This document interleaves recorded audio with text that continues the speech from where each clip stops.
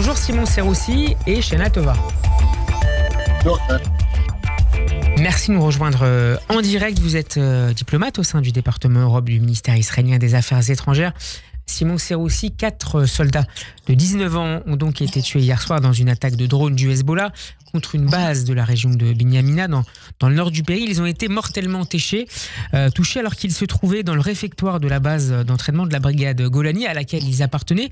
8 autres soldats ont été grièvement blessés hier soir. Comment d'abord cette terrible nouvelle a-t-elle été accueillie en Israël, en particulier au lendemain de la fête de Yom Kippour ?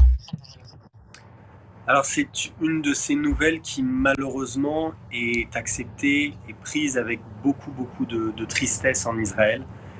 Chaque civil, chaque soldat qui tombe est une source de tristesse infinie pour toutes ces familles, pour la population dans son ensemble. Mais je pense qu'ici en particulier de très jeunes soldats qui étaient en période d'entraînement, qui venaient de rejoindre l'armée il y a quelques mois seulement, a touché de nombreux Israéliens. On l'a vu sur les réseaux sociaux. On ne s'y habitue jamais finalement. On ne s'y habitue jamais. C'était des jeunes qui n'étaient pas sur une zone de guerre. Le chef d'état-major a rendu visite à cette base quelques heures après le drame. Et donc c'est avec beaucoup de tristesse, beaucoup de douleur qui nous accompagne depuis plus d'un an, mais qui certains jours a un sens plus aigu. Et je pense que ce matin était un de ces matins difficiles pour Israël. Alors selon l'enquête préliminaire de Tzahal, 2 drones lancés par le Hezbollah ont pénétré en Israël depuis le Liban par la mer. L'un d'entre eux était sous surveillance jusqu'à ce qu'ils disparaissent des radars, alors que l'autre a été intercepté au large de Naria. Comment peut-on l'expliquer ? Est-ce qu'on a pour l'instant suffisamment de détails pour essayer de comprendre comment on a pu perdre ce premier radar alors qu'il était jusque-là sous surveillance avant qu'il ne frappe cette base israélienne ?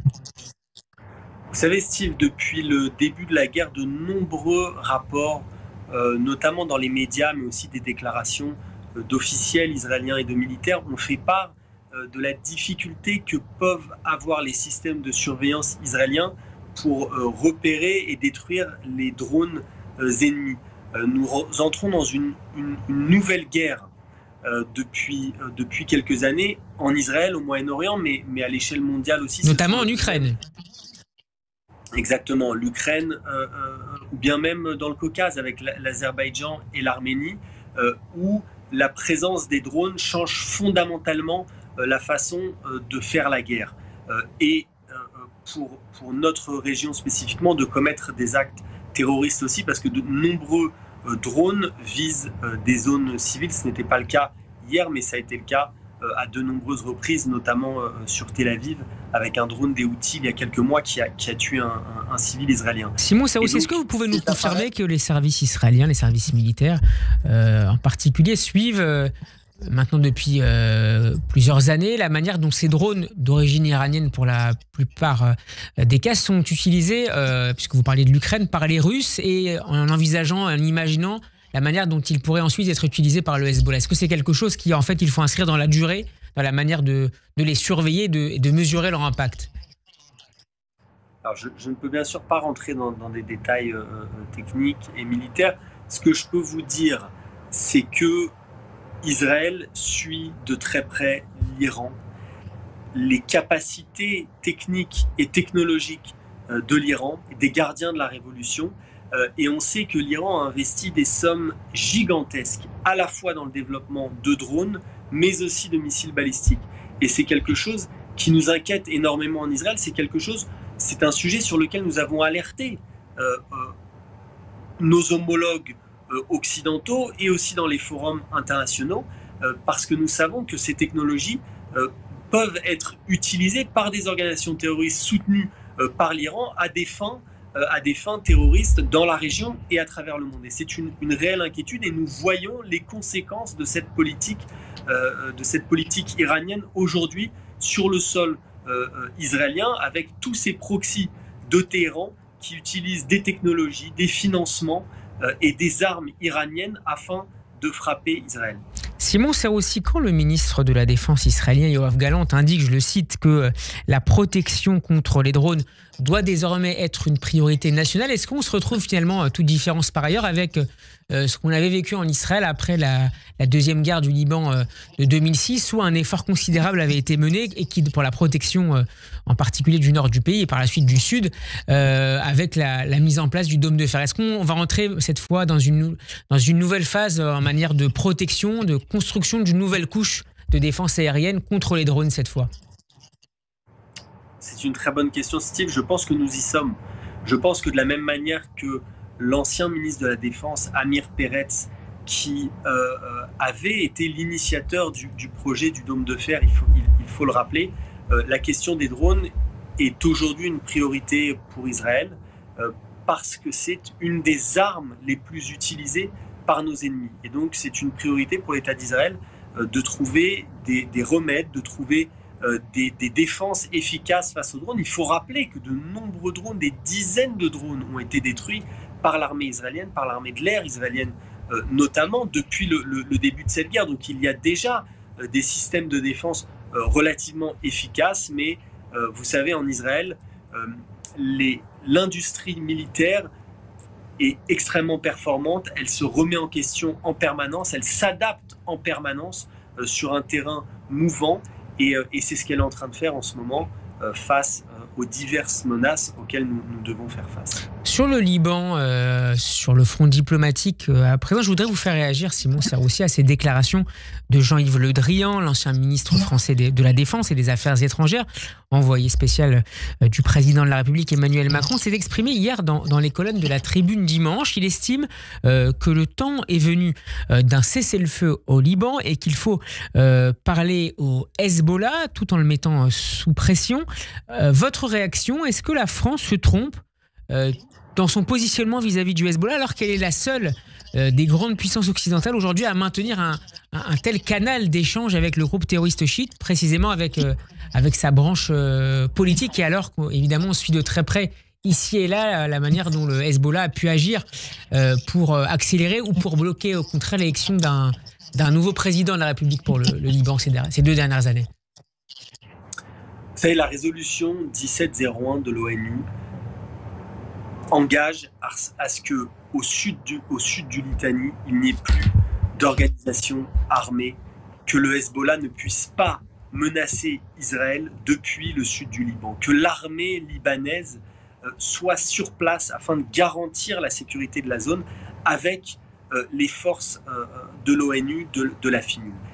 Et lorsque les soldats israéliens sont entrés sur le terrain il y a quelques semaines, dans les villages à quelques kilomètres seulement de la frontière, ce sont des dizaines de caches d'armes, ce sont des centaines de missiles anti-tanks, d'explosifs, d'armes prêtes à être utilisées pour une attaque sur le nord d'Israël. Des caches d'armes et des entrepôts d'armes qui ont été cachés devant les yeux, sous le regard de la FINUL, selon vous?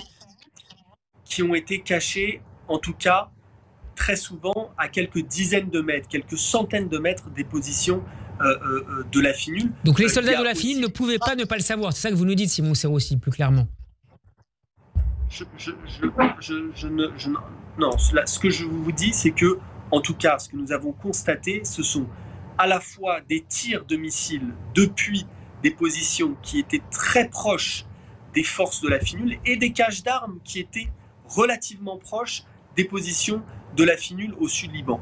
Donc, en tout cas, ce que je peux affirmer, c'est que l'armée libanaise et la communauté internationale n'ont pas réussi à faire appliquer cette résolution 1701 qui devait garantir la sécurité de la région, la sécurité du nord d'Israël et la sécurité du Liban. Et donc, malheureusement, si l'armée libanaise, si la communauté internationale n'arrive pas à garantir, ou n'ont pas été capables en tout cas de garantir ces 15 dernières années, ces 20 dernières années, la sécurité du nord d'Israël et de respecter leurs engagements et d'empêcher le Hezbollah de s'implanter dans cette zone, d'implanter des infrastructures terroristes gigantesques dans cette zone, malheureusement, c'est à Israël de le faire et c'est ce que nous sommes en train de faire maintenant avec une opération militaire limitée, et je pèse bien mes mots, une opération militaire limitée avec notre armée de terre, avec nos soldats, avec nos réservistes qui sont aujourd'hui dans le sud du Liban, à quelques kilomètres de la frontière, afin de démanteler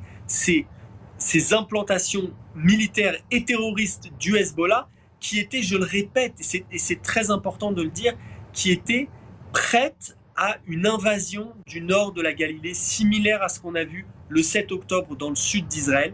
Des dizaines de caches avec des armes, avec des vestes de combat, avec des munitions, avec des explosifs pour pouvoir traverser la frontière, qui était prête à l'utilisation.